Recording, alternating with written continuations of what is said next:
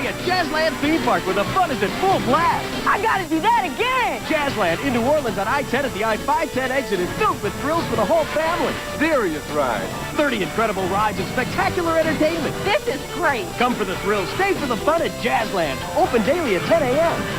Get your fill of thrills at Jazzland. For the middle integer, 1/3 of the largest integer and 2/3 of the smallest. Yeah, summer is here. And it's time for fun. Right now, save up to $15 on tickets to Six Flags New Orleans with coupons from participating Wendy's restaurants. Six Flags New Orleans. It's playtime. Once a beacon of joy and excitement, Jazzland opened its gates in 2000, becoming a Six Flags park a few seasons later in 2002. The park promised endless fun and thrills for families and thrill seekers. Located in the heart of a vibrant city in New Orleans, the park quickly became a beloved landmark, drawing visitors from all over the region. For 5 years, Six Flags New Orleans delivered unforgettable memories. Families gathered to experience the park's charming atmosphere. It was a place where happiness and adventure intertwined down on the bayou. But in August of 2005, the park's laughter was silenced by Hurricane Katrina as she unleashed her fury on New Orleans, leaving a trail of destruction in her wake. Six Flags New Orleans never reopened following the disasters of Katrina, and the land has been a topic of debate for nearly 2 decades since. The once bustling destination became an eerie, ghostly reminder of nature's power. Many attempts have been made to redevelop the property over the years, and now we may have some more interesting details, so let's take a trip back to Jazzland, known in its final years as Six Flags New Orleans.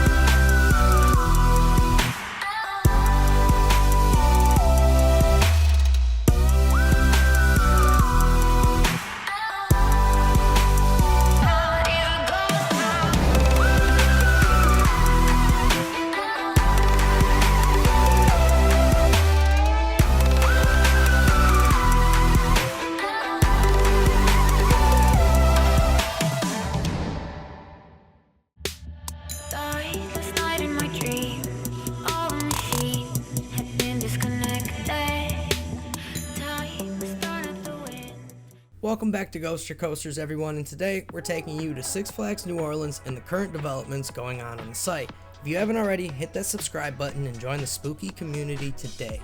Down to the bayou we go. After the amazing documentary by Bright Sun Films about Six Flags New Orleans called Closed for Storm, a lot of coaster enthusiasts and people who like the history behind closed or abandoned sites started to wonder what was going to happen with that site. In the end of the film, you see some developers make it through and others with the hopes of saving the park get cast out.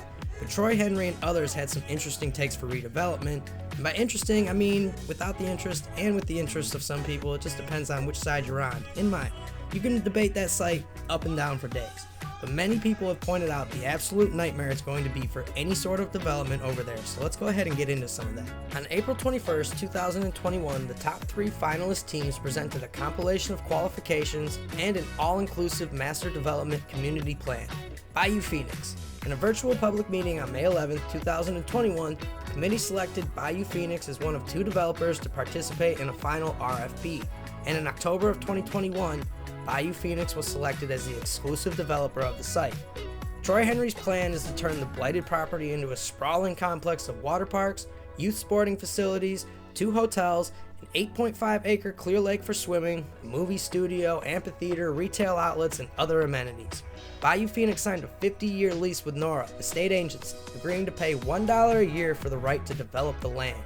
The group is obligated to hit certain development milestones along the way, though it can ask for extensions if it is running behind. Here's some more of what Henry had to say about the deal. Our first priority is, first and foremost, the people of East New Orleans, and we are looking forward to moving forward with our partners and the city of New Orleans to ensure their needs are fully met. We are grateful to each and every community member who reached out with feedback and support.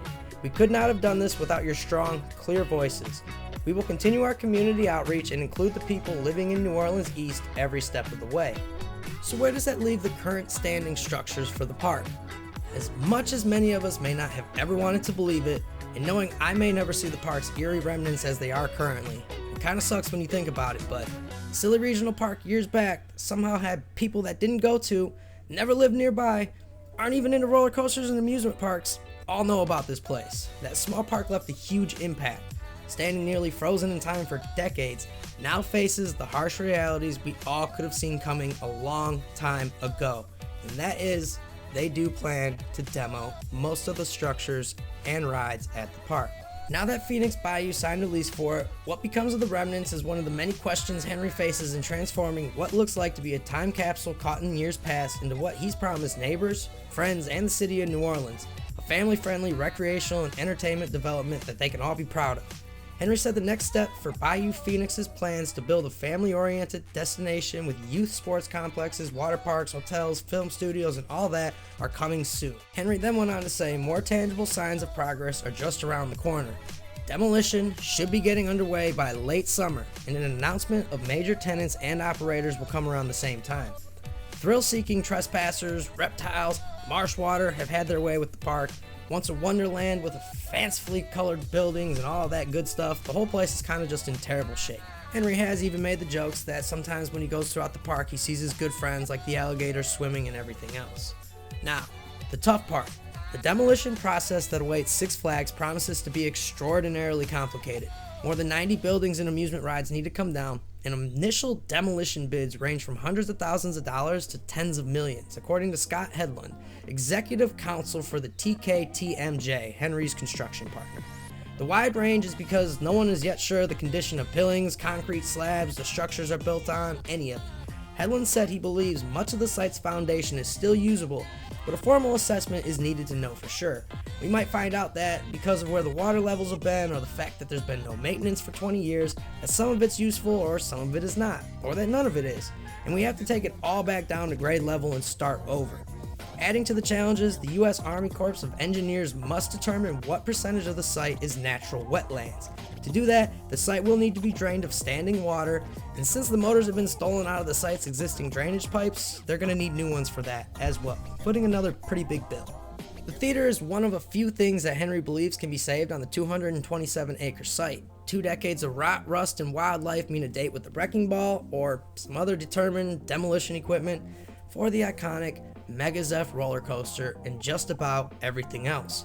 Despite the hope that some structures, like the theater, might be preserved, the harsh reality is that most of the park faces inevitable demolition. While Six Flags New Orleans has not been open for quite some time, the reality that the era is finally over is starting to inch closer and closer with every development from the site. We are witnessing the final nails in the coffin for this park right now. And while many of us knew the park would never return or had massive doubts it could ever be achieved, the fact remains that for nearly 20 years, we all had a small sliver of hope and wondered to what could possibly happen with that park. Pessimistic or optimistic, passionate or uncaring, neighbor to or from far away, a lot of interest and thoughts have been delved into this overgrown past of Six Flags New Orleans in the past it once lived. The memories created within the park's gates will forever be cherished by those who got to experience it, even as the physical remnants face their final chapters. I don't want to be that person, but a small part of me hopes that things just don't pan out for Troy Henry and Phoenix Bayou here, or that some mogul millionaire who loves amusement parks pops up out of the woodworks and makes this thing difficult to finish. But with all the developments coming and extensions built into the contract in order to meet obligations, it's going to take one big problem in order to slow down this progress, and it would need to happen fast as summer is quickly going and the demolition of some of the most iconic coaster abandoned remnants out there will soon begin. Don't flame me in the comments for that, but yes, there was a very small part of me that watched Clothes for the Storm, watched logos talk about the park, and thought, hey, maybe nothing will happen and it'll sit for so long that maybe it'll just make sense to try and rebuild it again. But it seems like those last hopes are finally fading. The park, spanning 227 acres, has succumbed to the relentless march of time. 2 decades of rot, rust, and encroaching wildlife left their mark, rendering much of the site beyond salvation. Among the ruins, the iconic Mega Zeph now faces its final fate. Despite the evident dangers, many explorers have climbed the remains of Mega Zeph, seeking a thrill of a different kind. Climbing the old boards and wooden beams, capturing pictures and videos that have spread all across social media, YouTube, whatever, sharing glimpses of the park's eerie beauty within the world. What do you guys think with the recent news surrounding Six Flags New Orleans? And did anyone out there actually believe the park would be back? If you did, leave some comments and talk about your experience with the park, and if you actually got to go, definitely tell me about your experiences with it. Tell me about some of the expectations you've had over the years, some of the things we've heard that never came to. And for the locals, can you please give me some updates about what's going on over there? My one buddy lives over there, but he hasn't really seen too much going on, so make sure you guys hit that subscribe button and join the spooky community today. We love talking about the history of parks, current news, and spooky stuff with amusement parks, so make sure you don't miss out on any of it.